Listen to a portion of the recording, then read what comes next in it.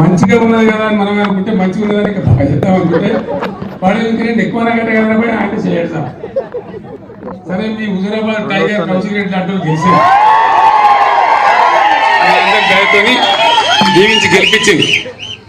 నేను ఇవాళ చెప్తున్నా, కౌశిక్ రెడ్డి మొదలు నా దగ్గరకు వచ్చి పార్టీలో చేరినాడు. నేను చెప్పిన, కౌశిక్ రెడ్డి నువ్వు యువకుడు, నా కొడుకంత వయసు ఉంది నీకు, నీలాంటి వాళ్ళు మంత్రులు కావాలి, కేంద్ర మంత్రులు కావాలి, భవిష్యత్తు ఉంటుంది,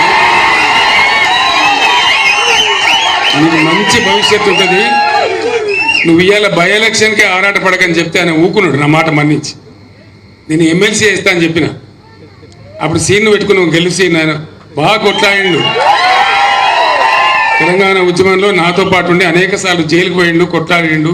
విద్యార్థి నాయకుడు, ఒక ఉద్యమ నాయకుడిని పెట్టుకుందామని తీసుకొని పెట్టినాం. సరే దురదృష్టం అప్పుడు గెలవలే.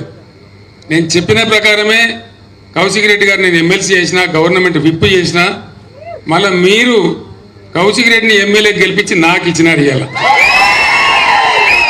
మీ అందరికీ కూడా నేను ధన్యవాదాలు తెలియజేస్తా ఉన్నా. ఈ నియోజకవర్గానికి మీకు డోకా లేదు, ఇది టెంపరీ సెట్ బ్యాక్. రాజకీయాలలో ఉండే వాళ్ళకు ఒక నిబ్బరం, ఒక ఇది ఉండాలి.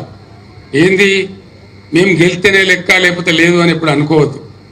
ప్రజల కోసం పనిచేయాలి, ప్రజల జీవితంలో ఉండాలనుకున్న వాళ్ళు గెలిచినా ఓడినా ప్రజల కోసం పనిచేస్తూనే ఉండాలి. That is politics. ఒకసారి ఓడతాం, ఒకసారి గెలుస్తాం, అది పెద్ద సమస్య కాదు. నేను ఇలా చెప్తా ఉన్నా మీకు, తిరిగి వచ్చిన తర్వాత ఇంకా 5 రోజులు పోవాలి. నేను తెలంగాణ మళ్ళీ ఇప్పుడు మర్రబడ్డది అయిపోయింది, తెలిసిపోయింది కదా.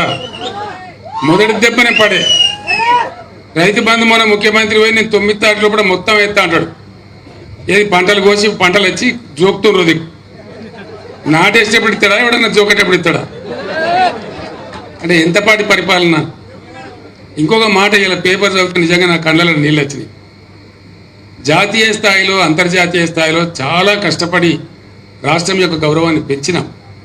ఐటీ రంగంలో కానీ పరిశ్రమల రంగంలో కానీ బ్రహ్మాండమైన పెట్టుబడులు వస్తూ ఉండే తెలంగాణ. నరేంద్ర మోడీ కూడా అసూయపడేంత పెట్టుబడులు వస్తూ ఉండే. ఇవాళ చదివితే ఓ 1000 కోట్లు పెట్టుబడి పెట్టే కంపెనీ మద్రాసుకి వెళ్ళిపోయింది, తమిళనాడు రాష్ట్రానికి వెళ్ళిపోయింది. ఇవాళ చూస్తే అల్యూమినియం అండ్ ప్లాస్టిక్ ఇండస్ట్రీకి కరెంటు కోతలు పెడుతున్నది ప్రభుత్వం. రోజుకు 5-6 సార్లు ట్రిప్ అవుతున్నది. వాళ్ళ మధ్యలో ప్రాసెస్లో పని ఆగిపోయి వాళ్ళు పెదవిరుస్తున్నారు.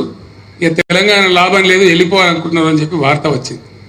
నాకు చాలా బాధ కలిగింది, చాలా దుఃఖం కలిగింది. 4-5 నెలల దుర్మార్గులు ఎంత పని చేసిరి, ఎంత మంచిగా ఉన్న తెలంగాణ ఎట్లా ఆగమైపోయాయి, ఇది ఎట్లా అని చెప్పి చాలా బాధపడ్డాం. ఈ బాధ నివారణ కావాలి.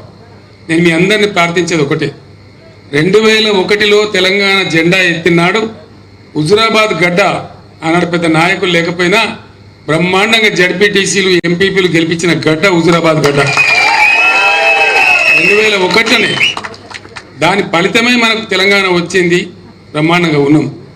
తెలంగాణ ఉద్యమం అయిపోలే, ఇంకా ఉన్నది. తెలంగాణ పునర్నిర్మాణ ప్రక్రియ కూడా ఇంకా ముందుకున్నది, మన బాధ్యత అయిపోలే. అందుకోసం దయచేసి నేను మీ అందరినీ కోరేది ఒకటే, ఒకటే మాట చెప్తా మీకు. నేను ఇంత జల్దీ 4-5 నెలల్లోనే ప్రజల నుంచి ఇంత వ్యతిరేకత కొనుక్కున్న ఈ ప్రభుత్వం కొసముట్టే ప్రభుత్వం కాదు. రెండవది, 100% నేను మీకు చెప్తా ఉన్నా, మీరు నా మాట మీద విశ్వాసం ఉంచండి. మళ్ళా బ్రహ్మాండంగా ఎప్పుడు అసెంబ్లీ ఎలక్షన్ వచ్చినది, మధ్యలో వచ్చినా కొసకొచ్చినా ఎప్పుడు వచ్చినా ఖచ్చితంగా మళ్ళా మన గవర్నమెంటే వస్తుంది. దాంట్లో ఎవరికి కూడా అనుమానం అవసరం లేదు, 100% వస్తుంది. మనం పనిచేసేది బాకీ ఉన్నది, ఇంకా